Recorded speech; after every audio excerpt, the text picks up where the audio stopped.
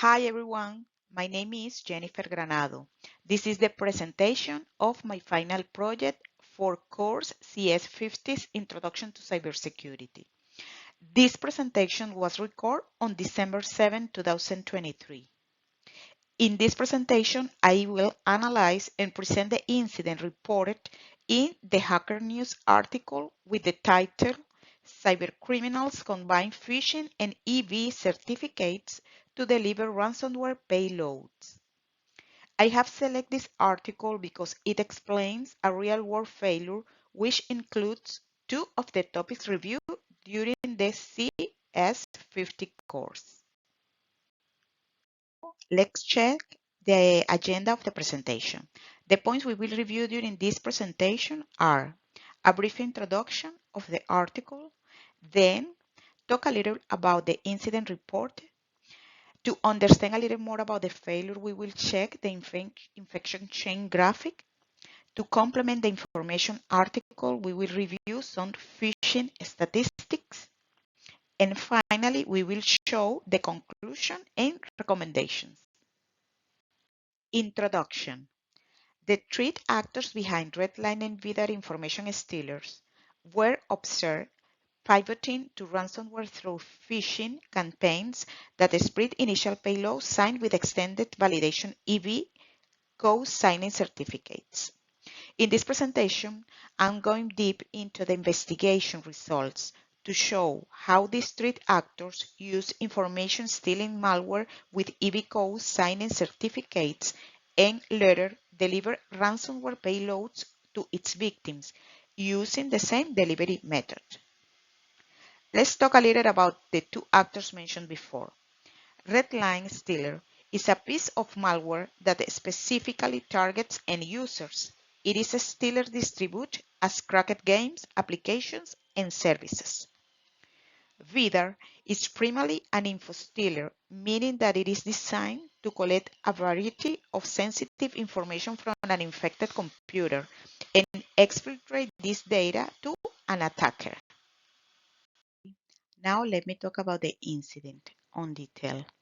The incident investigate we will be touching in this presentation start when the victims first receive a piece of InfoStealer malware with EV code signing certificates, as I mentioned before.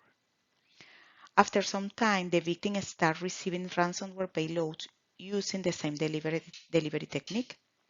Related to the source for certificate used, in the case of Redline and Vidar, the investigation results led conclude that the threat actor who co-signed the EV certificate possibly owns the hard token itself or has access to the host that the hard token is connected.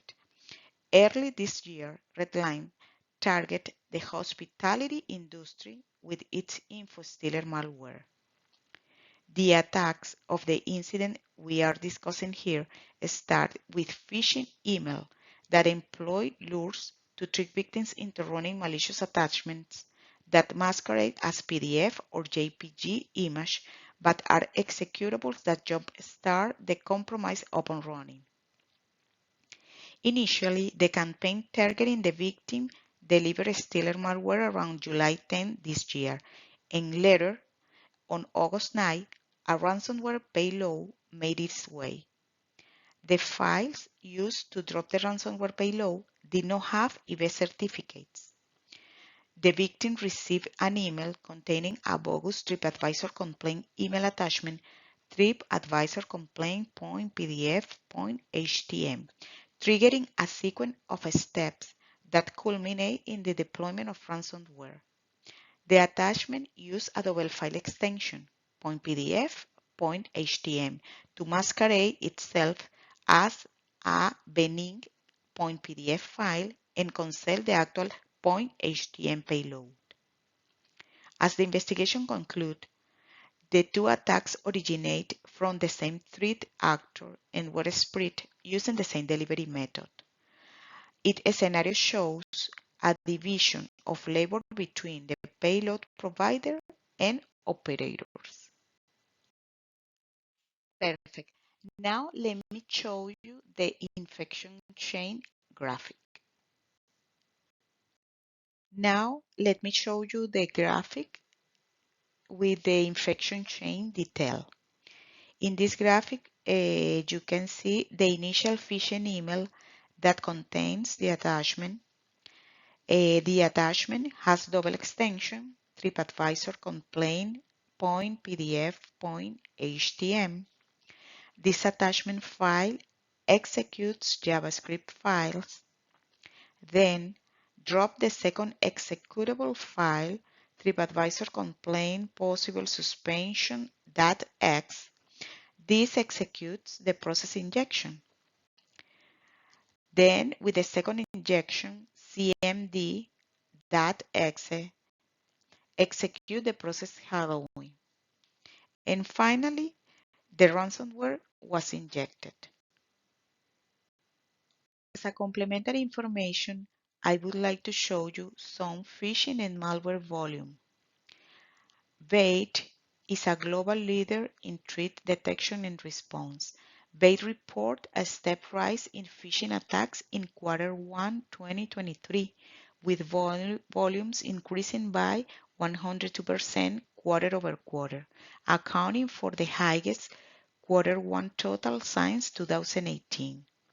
Following are the findings of the LATS report. Malware volumes decline. Quarter-over-quarter fall 7%. This percentage accounting for 52.3 million emails, a 13% decrease from the same period last year. Malware emails increased throughout Q1 2023, peaking at 16.2 million in February and 15.7 million in March. Okay, and finally, we have conclusion and recommendations. The incident analyzed in this presentation starts with a phishing attack. These attacks are difficult to prevent because they usually use names and adopt the image of real companies. Even for cautious users, it is sometimes difficult to detect a phishing attack. To prevent this type of attacks, an additional effort is required from users. Some tips that can help end users to prevent phishing are knowing what a phishing scam looks like, avoiding clicking links, never giving away information to an unsecure site, ignoring pop-ups, opening suspicious documents in an isolated environment. The other security gap in this incident is related to the code signing certificates. These are used by software developers to digitally sign applications, drivers, executables, and software programs as a way for end users to verify that the code they receive has not been altered or compromised by a third party. The threat actors can propagate information stealing malware code signed with EV certificates. In the case presented, the code signing of the info stealer was not invalidated because the revocation day was set on the day the abuse was reported, rather than the sample signing date.